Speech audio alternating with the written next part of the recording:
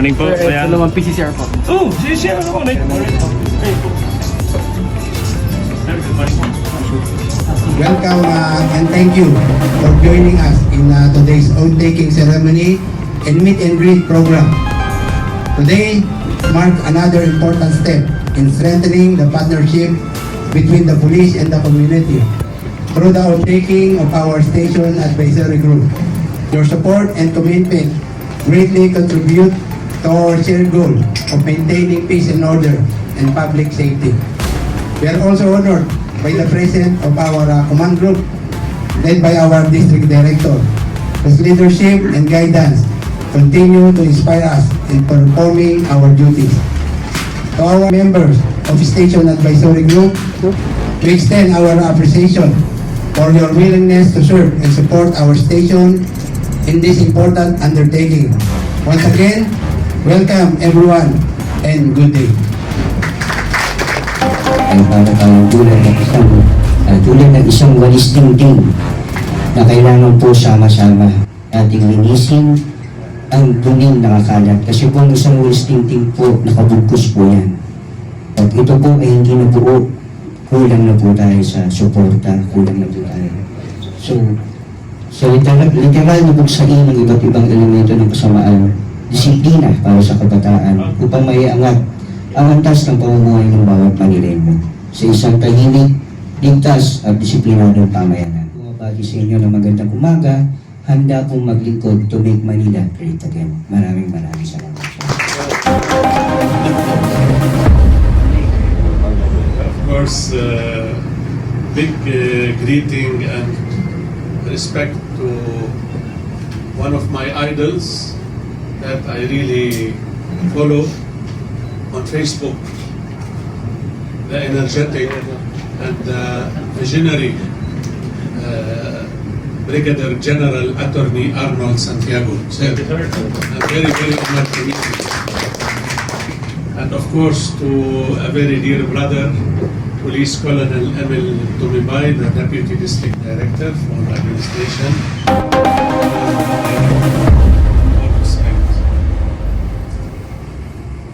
As chairman of the advisory group and on behalf of all the advisory group members, we stand in full support of the vision and the mission of our district director. This is our promise to you. We commit not only in words, but in action, to give all the support we can in every way possible to help turn these plans into reality. We will work hand in hand with the leadership, the officers, and the community to strengthen every effort toward peace and order. For the advisory group members, our role is to support the MPD, to advise but not to impose. We can give advices, we can guide, we can recommend. But our role, we're not police. We cannot arrest and we cannot empower things by force. I hope you will be giving all what you can in your capability to support the station that you are elected in. I will tell you shortly, I'm a foreigner and I came to the Philippines from 11 years. And since day one I entered the airport, I felt inner peace, truly. I fell in love with the country. Not because of the beautiful places, because of the heart of the Filipinos. We encourage all field commanders, all chiefs of officers to exercise, put into practice bridging leadership. When I say bridging leadership, let us be not just the bridge, but the connecting line, connecting element between the government and that of our people. So let us prove, let us show our people, we are not your masters, but we are your servants. And that we will also put into practice what they call as mentoring leadership for us in the government functions to educate our people what are the rights under our laws and the corresponding obligations in accordance with the rights they receive or they enjoy under the democratic form of government like the Philippines. So, thank you so much, sirs, from the members of the Advisory Council for the gift of friendship, for the gift of brotherhood and camaraderie. Let us all work hand in hand in keeping peace and order for the betterment of our people, for the present generation and generations yet unborn after us, meaning after us, because we will not live for eternity. The result of the fruition of our activities or endeavor today will be reaped or will be gathered by the generations after us.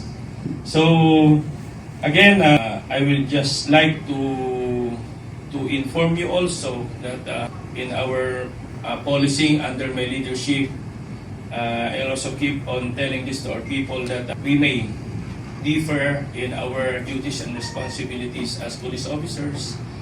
Others work in full transparency and visibility. Others work with utmost confidentiality and secrecy and unmindful of the passing hours. But we have one thing in common in the police profession, and that is accountability. So I am happy to hear from Dr. Ama that he always follow me on even if I do not have a Facebook account. So my mantra for leadership in the Manila Police District is let us always act with commitment and sincerity. That's my initial, Arnold C. Santiago. So we thank you for the support, for the community support.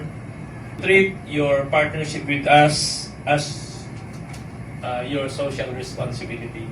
So thank you on behalf of the Manila Police District under my present leadership. Thank you for coming. Thank you for always sharing with us your inputs, sharing with us your observations, sharing with us your criticism. And we are not that onion skin in the Manila Police District. We welcome criticism, we welcome suggestion, all for the betterment on the delivery of public safety services to our community. So may God bless us all, and good morning to all of us. Extend my sincerest congratulations and gratitude to all of you who have willingly accepted the responsibility of serving as partners of the Manila Police District in promoting peace, order, and public safety within the community. Today's event is an affirmation of our shared commitment to strengthen the bond between the police and the various sectors of our community. Your presence here signifies unity, cooperation, and collective action in support of our common goal: a safer and more secure community for every Manileño. We at the Manila Police District recognize the effective crime prevention cannot be achieved by law enforcement alone.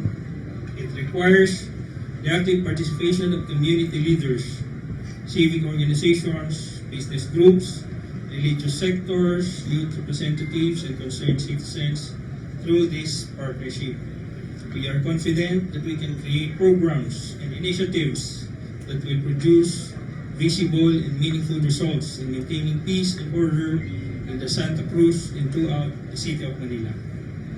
To serve as bridges between the community and the police organization.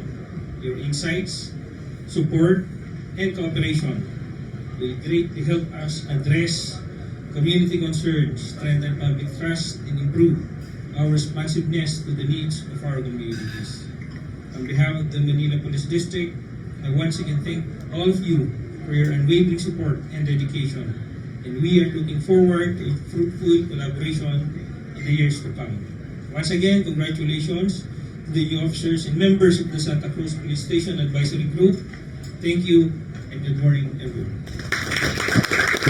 Well appreciated ang efforts ng Station 3 sa oath-taking ng kanilang newly elected members ng advisory group. parte ito ng community engagement na programa ng ating Chief PNP. So not just collaboration, but cooperation, not just participation, but active participation from the stakeholders in combating crimes and criminalities in the locality with the law enforcement officer, particularly the Manila Police District. Sir, Productive at saka very fruitful ang engagement na ito na initiated ng ating Police Station 3 under the leadership of Police Lieutenant Colonel Rexon.